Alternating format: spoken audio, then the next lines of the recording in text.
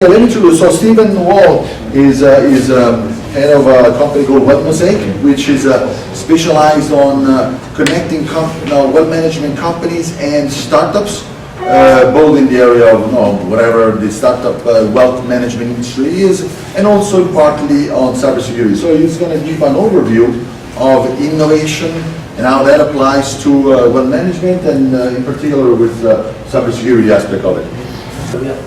Thank you, Rufo, for the introduction. My name is Stephen Wall, co-founder of the Wealth Mosaic. Basically, this is a directory. We're building a directory of all the vendors, all of the solutions, all of the service providers that service the wealth management sector globally. The reason to do that is there's multiple. First of all, it's about understanding what they're doing and therefore understanding the trends of the sector, where it's going. We have a belief that wealth management as a sector is changing radically. And we have a strong belief that the ecosystem of vendors is going to be far more important in the future delivery of the industry than it has been traditionally. Very quickly, as a directory, we build business profiles, solution profiles. We have a lot of content that we create and host, and we then distribute that across a taxonomy, which is structured across marketplaces such as technology and data. Within marketplaces across business needs, so things like data management, digital investing, trading, back office, and then we look at things like themes, so climate of the future, regulation, digitalization. It's really a hybrid between it's built on a directory, but it's really a hybrid between an analyst firm, consulting firm, publisher, digital agency, in the sense we create a lot of content for firms. The important thing is it's focused on wealth management and a changing wealth management sector. Very quickly, right now we have about 1,045 business profiles in there, so it includes people like Temenos and Avaloq and SS&C and all of the usual names. And we have a research process to try and understand who's coming into the market, what are the new players, what are they doing, what are they trying to do to the sector, how they're trying to support or disrupt the industry. Those are some of the firms we work with. Mostly vendors at the moment, but we work with some wealth managers in terms of trying to understand for their needs who the product providers are that can support them, what the trends are around certain developments. So this is going to be wealth tech heavy, cyber light, right? When we look at cyber, it's very much as a subset of what we're doing generally in the wealth space. So I'm going to talk a little bit about the trends.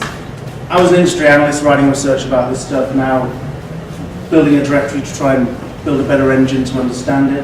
If you look at wealth management in general, the client base is changing, who they are, what they do, how they're reached, how they're serviced, how they're charged. It's all up for grabs. It's not about just the richest anymore, it's practically everyone if you look at the way the industry is evolving. Regulation is shaping the way that firms can service clients, how they can service them, when they can service them, and how they are paid for misdemeanors. Obviously, technology as an enabler as well as a disruptor is now far more informative to the industry's trajectory and change than it ever was before. Technology, frankly, looking back even 5 or 10 years, was not at the centerpiece of strategic decision making in wealth and maybe in other industries, but it certainly is now. And then you look at things like products. So we've just had a presentation on crypto, we have ETFs, we have a different product environment than we've had before. So those are themes that I see driving change in the sector globally. It doesn't really matter what jurisdiction you look at. I'm not really a technology analyst as such, but if you talk to a lot of the people that I talk to in the space, whether they be wealth managers or vendors, you've got a range of things that are happening. So it's all about computing power. They can do more, they can do it cheaper, so it's lower cost. It's far more flexible and connected than it was before. These big monolithic legacy platforms are kind of being pushed out the way. They're seen as end of life cycle. Technology is now much more client-centric, and therefore the proposition has to be more client-centric. And from my perspective, there's a lot more stuff now that's built for the wealth industry as opposed to shipped in from somewhere else because it has relevance. Then, of course, you've got all the usual themes that are taking place, and there are different levels of sophistication and development. Blockchain, big data, AI, hosting, cloud, all of these things are relevant in the wealth space, even if wealth is seen as let's say, as a laggard in terms of adoption compared to other segments of financial services and other sectors of industry. So in building our platform, we just see a lot of stuff. Our goal is to track it and get it into one place and try and understand it for the relevance to the industry. I hope you can see some of this, but basically, there's a far broader range of stuff now. There's much more interconnection. There's a real intertwinement between technology trends and the world we live in, and it's no surprise that is being brought into the industry. So, if I just look at some of the areas, and I'll go on to some of the players next, but some of the things that are really hot in wealth, client onboarding, digital identity, so verification stuff, obviously robo-investing, which is first of all seen as a disruptor, now is increasingly seen as an enabler. So there aren't that many wealth management firms anymore that don't have a robo, certainly at the bank level.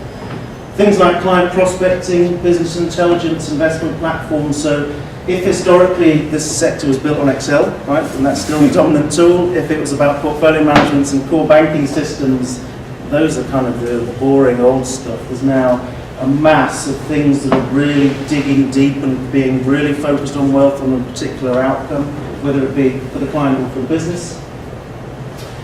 So yeah, I use richer and inverted commas, right? It's not meant to mean wealth, it's meant to mean the sort of depth of stuff and the quality of stuff that's out there. I put a bit of a Swiss flavour on here for some of them. Around each of these areas, and there are many more areas, whether you think about client engagement, the tools that exist.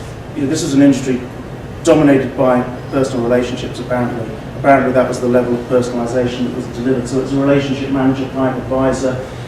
Those guys and girls now are being not pushed to the side, but they're being bolstered by a technology kit that they just didn't have before. So they can do more, communicate more, be more personalised, be more compliant, reach more people more often and be more personalised. I won't go into detail about all of these, right, because there's far too much, but you can see a lot of stuff happening. If you just look at investment platforms, so again, we just had a cryptocurrency piece. What can you do in investment platforms now? You can wrap a whole asset base from a much broader marketplace and deliver it through a channel and therefore through a wealth manager to reach a broader client base. You see a lot of those coming. They might be focused on real estate, they might be focused on bonds, they might be focused on private equity. A lot more never existed before, now far more efficient. Stephen, the wealth management industry, lives so much about also providing trust, confidentiality. It's very important, confidentiality of the data they store and the communications. Is any of the companies that you've been following, have you seen some trends or some things in that area as well? This is the big gap for the industry, or one of the big gaps to fill. So when I come onto cyber in a minute, cyber's light in this space, right? It's we do what the industry standards say. There isn't a great deal in terms of cybersecurity specialists in wealth. There's a couple of things in the US, but they're very new. You don't really see built for wealth cyber kits, not yet. I think privacy is another one. There's a big gap in the industry. They're trying, honestly speaking, with all of this stuff coming now, they've got enough to grapple with regulation, changing client expectations, older workforce, legacy systems, getting their head around technology that solves privacy issues, I think is still yet to come. So it's an area that needs to develop, particularly in a country like Switzerland. But I think it's a big proposition for the industry to try and deliver. There's some great stuff in Switzerland around cross-border regulatory toolkits, so digitalising the rule book, allowing you to service clients in whichever jurisdiction with whichever products digitally, which was previously done in manuals. I can go on and on, but I won't. So basically, this is not a surprise. Wealth management has always been a platform. You've got the clients on one side, products on in-house or through partners. What you can see in the considering cyber, digital, and the changing marketplace is that from the client side, you're going to have more clients. They're going to be more diverse. They're going to be richer ones. They're going to be poorer ones. They're going to be ones that want to do very limited things. They're going to be ones that want to do much broader things than the industry allows them to do now. They will want far more services and they'll want to interact as and when they like, and so will the industry. So you're going to have more interactions and therefore you're going to have potentially at some point more risk.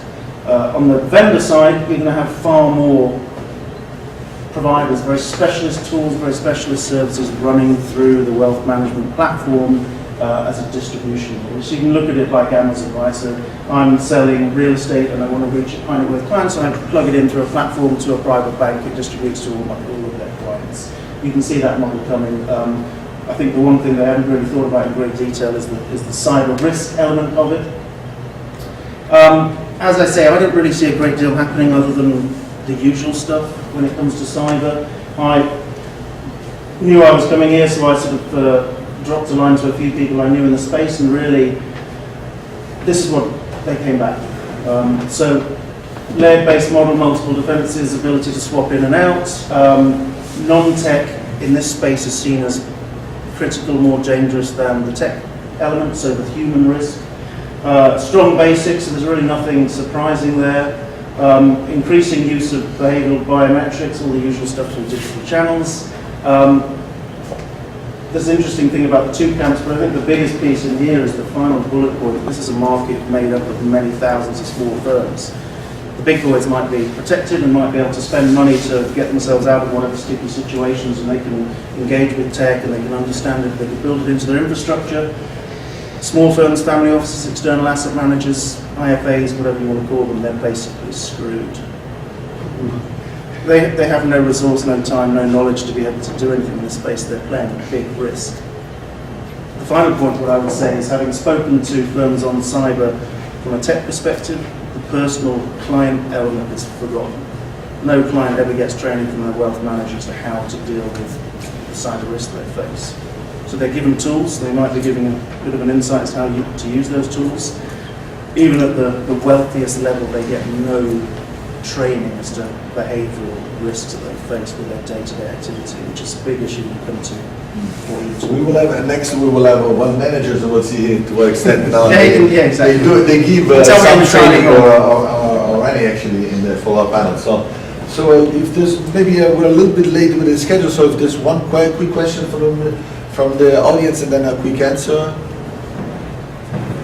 Okay, so thanks a lot, Steven, for the great presentation.